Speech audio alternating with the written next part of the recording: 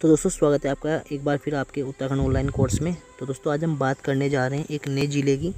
इससे पहले दोस्तों हमने 3 ज़िले कंप्लीट कर लिए, जिसमें हम आपका देहरादून, उसके बाद नैनीताल, उसके बाद बूढ़ी गढ़वाल, तीनों ज़िले आपको कंप्लीट करा चुके हैं। तीनों की आपको वीडियो सभी के पास होगी। उसके साथ साथ दोस्तों हमने तीनों की PDF भी आपको प्रोवाइड करा दी। ठीक है, तो आज हम बात करने जा रहे हैं डिस्ट्रिक्ट नंबर 4 यानी रुद्रप्रयाग की। ठीक है, तो दोस्तों पहला पार्ट है रुद्रप्रयाग का। इसके बारे में हम बात करेंगे। रुद्रप्रयाग का इतिहास क्या कुछ कहता है, इसका नामकरण किस प्रकार से हुआ, यहाँ पर कौन कौन से ताल हैं, कौन कौन सी नदियाँ बहती हैं, किस प्रकार की यहाँ पर भौगोलिक स्थिति है, पर्वत दर, यानी कि सभी कुछ जानेंगे इस वीडियो में, और अन्य जो इसकी अन्य पार्ट्स बनेंगे उन समय में। ठीक है, तो दोस्तों चलिए शुरू करते हैं रुद्रप्रयाग का पहला पार्ट अच्छी तरीके से। तो दोस्तों शुरू करते हैं नामकरण से कि रुद्रप्रयाग का दोस्तों नामकरण किस प्रकार पड़ता है। ठीक है, तो दोस्तों सभी मानते हैं कि रुद्रप्रयाग का जो नामकरण पड़ता है वो पड़ता है दोस्तों एक लड़की के नाम पर। ठीक है, कोई लड़की थी, वो काफ़ी गुस्सा करती थी, इस प्रकार की कुछ स्टोरी बताई जाती है, इतिहासकार जो मानते हैं। ठीक है, हालांकि दोस्तों इस प्रकार का मुझे तो लगता नहीं कुछ होगा कि लड़की कोई गुस्सा करती थी, उसके यहाँ पर डेथ होगी तो उसके नाम से रुद्रप्रयाग पड़ेगा। ठीक है, मैं तो मानता नहीं इस बात को। ठीक है, लेकिन एक लड़की के नाम पर पड़ा। क्वेश्चन अगर बन जाता है पहले बात तो मुश्किल बनेगा, तो फिर भी आप ध्यान रख सकते हैं दोस्तों एक लड़की के नाम पर इसका नाम रुद्रप्रयाग पड़ा। ठीक है, चलिए, तो उसका प्रवेश द्वार माना जाता है तो दोस्तों रुद्र हिमालय का प्रवेश द्वार माना जाता है, ये आपको ध्यान रखना है। ठीक है, शंकर जी ने दोस्तों यहाँ पर क्या किया दोस्तों, नारद जी को शिक्षा दी थी दोस्तों संगीत की। ठीक है, तो क्वेश्चन बन सकता है कि शंकर भगवान जी ने नारद जी को किस स्थान पर संगीत की शिक्षा दी थी। तो दोस्तों कौन सी जगह है वो, उत्तराखंड के रुद्रप्रयाग जिले में। ठीक है, ये आपको ध्यान रखना है। अगला क्वेश्चन दोस्तों बनेगा आपका किस नदी के तट पर है, तो सभी जानते हैं दोस्तों अलकनंदा और मंदाकिनी नदी के तट पर है। ठीक है, इस तरीके से दोस्तों आपकी आती है अलकनंदा बह के, और इस तरीके से दोस्तों आपकी आती है मंदाकिनी, यहाँ पर दोस्तों ये मिल जाती है, यहाँ पर बन जाता है दोस्तों आपका रुद्रप्रयाग। ठीक है, इसी दोस्तों मंदाकिनी नदी के तट पर अगर मैं बात करूँ तो मंदिर पड़ता है आपका केदारनाथ। ठीक है दोस्तों, सब बात करेंगे हम इसमें आगे, नदियों के बारे में भी दोस्तों हम पढ़ेंगे इस वीडियो में।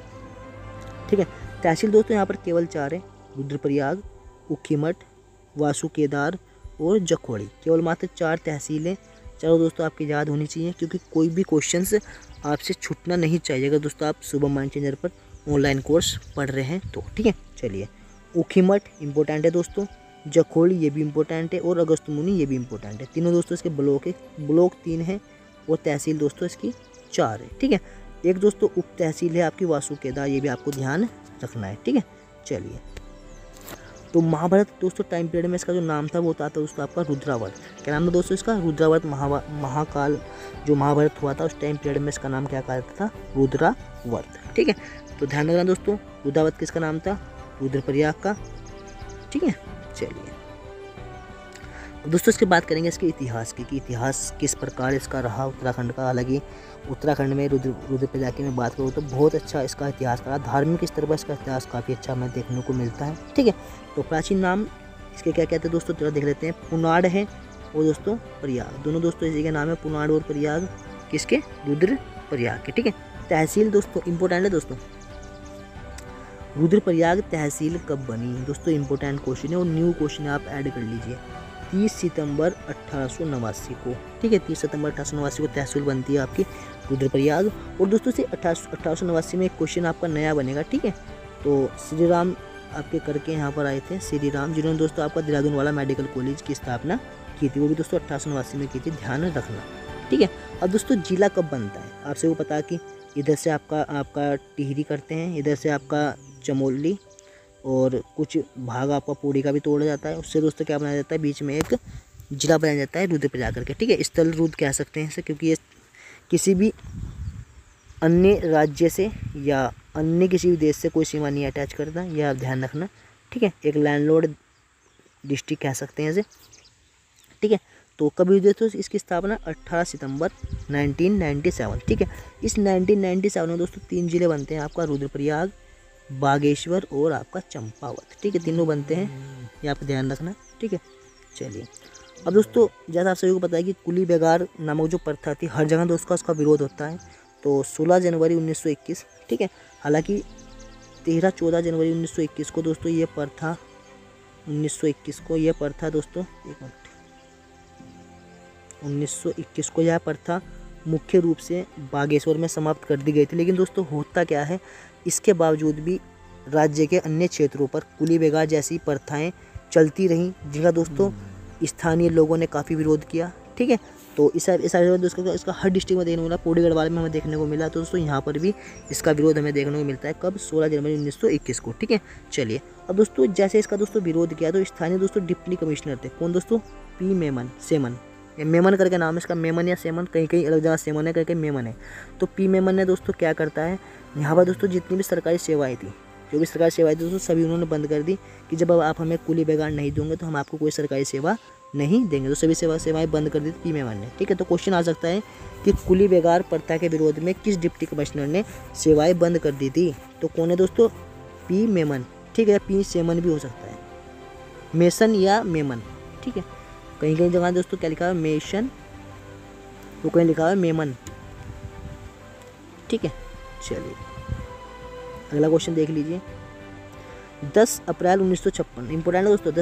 10 अप्रैल 1956 को हुआ गया दोस्तों फाटा, एक स्थान पड़ता है दोस्तों फाटा में सूर्योदय मंडल की स्थापना हुई। ठीक है, तो दोस्तों सूर्योदय मंडल की स्थापना उत्तराखंड में कहाँ पर होती है? आपकी फाटा यानी कि जो रुद्रप्रयाग में केंद्रीय क्षेत्र पड़ता है वहाँ पर होती है। और दोस्तों नरेंद्र सिंह इसकी क्या करते हैं दोस्तों? स्थापना करते हैं। ये आपका क्वेश्चन इंपॉर्टेंट है आने वाले एग्जाम के पॉइंट ऑफ व्यू से। ठीक है, चलिए अगला क्वेश्चन दोस्तों बनता है फाटा से ही।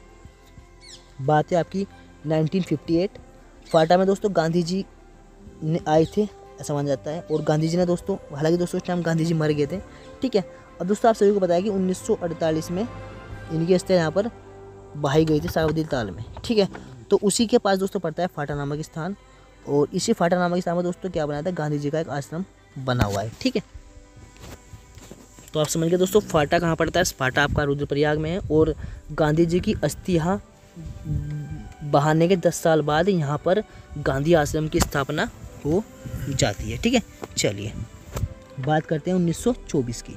ठीक है, अब दोस्तों आप सभी जानते हैं कि हिंदू जो धर्म है आपका सनातन धर्म पे पूरा डिपेंडेड है। जो स्टार्ट होता है सनातन धर्म से स्टार्ट होता है। जो प्रथम जो धर्म माना जाता है वो भी दोस्तों सनातन धर्म है।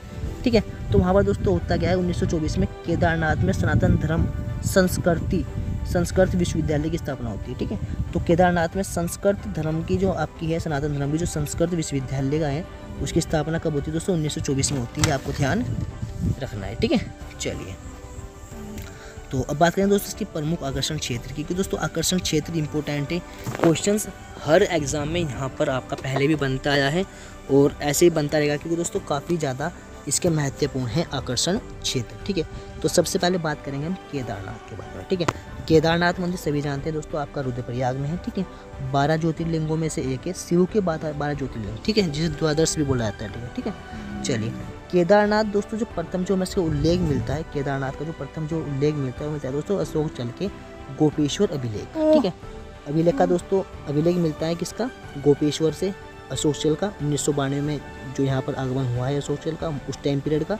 तो उसमें दोस्तों हमें सबसे पहले केदारनाथ का लिखित उल्लेख मिलता है। ठीक है, कि यहाँ पर कोई केदारनाथ या कुछ है करके। ठीक है, उसके बाद दोस्तों सभी जानते हैं मंदाकिनी नदी के बाएं तट पर है। मैंने आपको पहले ही बताया था वीडियो शुरू होने से पहले कि इसी मंदाकिनी नदी पर कौन रहता है दोस्तों? केदारनाथ भगवान का मंदिर। ठीक है, नागर शैली में दोस्तों बना हुआ है। किस शैली में दोस्तों? शैलियाँ दोस्तों बहुत पूछी जा रही है। ठीक है, तो किस शैली में? नागर शैली में। और दोस्तों आकृति, दोस्तों इसकी आकृति कई बार बोली तो त्रिभुजाकार इसकी आकृति है। कैसी है दोस्तों? त्रिभुजाकार। ठीक है, चलिए किस तरीके से मैं आपको बता देता हूँ। पीछे से दोस्तों ऐसा है और फ्रंट से ये ऐसा है। ठीक है, यहाँ पर इसका गेट है। इस तरीके से दोस्तों ये मंदिर है। ठीक है, और दोस्तों इसी मंदिर की आकृति होने की वजह से दोस्तों ये मंदिर केदारनाथ त्रासदी में बहा नहीं था। दोस्तों क्यों नहीं बहा था मैं आपको बता देता हूँ। जैसे दोस्तों इस प्रकार का ये मंदिर है। ठीक है, ये इसका मुख्य मार्ग है। अब दोस्तों जो पीछे से पानी आया ना दोस्तों वो 2 भागों में डिवाइड हो गया। ठीक है, अब दोस्तों इसके साथ साथ भगवान का एक करिश्मा था कि यहाँ पर आकर दोस्तों एक पत्थर और इसमें रुक जाता है, जिससे दोस्तों क्या हुई धारा थी जो पीछे से पानी आ रहा था वो 2 भागों में डिवाइड हो गया था, यानी मंदिर सकुशल इसका बच गया था। ठीक है, चलिए बात करेंगे दोस्तों शीतकालीन पूजा। यहाँ पे दोस्तों क्वेश्चन बनते रहते हैं कि शीतकालीन पूजा कहाँ पर होती है। तो शीतकालीन जो पूजा होती है दोस्तों ओंकारेश्वर मंदिर में होती है। दोस्तों जो मंदिर है आपका ऊखीमठ में। ठीक है, ओंकारेश्वर मंदिर कहाँ पड़ता है? ऊखीमठ। और दोस्तों इसी ओंकारेश्वर मंदिर पे आपकी मद्महेश्वर की भी शीतकालीन पूजा होगी। ये भी आपको ध्यान रखना है। ठीक है, चलिए अगला दोस्तों टॉपिक हमारा मद्महेश्वर है। तो चौखंबा पर्वत। हालांकि दोस्तों चौखंबा पर्वत कहाँ पड़ता है आपको पता है? चमोली में। तो इसके दक्षिण भाग में है, यानी कि आप सभी जानते हैं आपका ये आपका चमोली होगा, यहाँ पर आपका रुद्रप्रयाग पड़ता है, तो दक्षिण में हो गया, तो दक्षिण में है, ठीक है। और शिव की दोस्तों नाभि की पूजा होती है, ठीक है। अब दोस्तों आपने कहा होगा कि यहाँ पर किसकी होती है, तो यहाँ पर दोस्तों पीठ की पूजा, भगवान शिव के पीठ भाग यानी पिछले भाग की पूजा होती है। यहाँ पर किसकी होती है दोस्तों? मद महेश्वर नाभि की पूजा होती है। और दोस्तों शीतकालीन पूजा इसकी मैंने बता दिया आपको, ओंकारेश्वर मंदिर में इसकी होती है, ठीक है।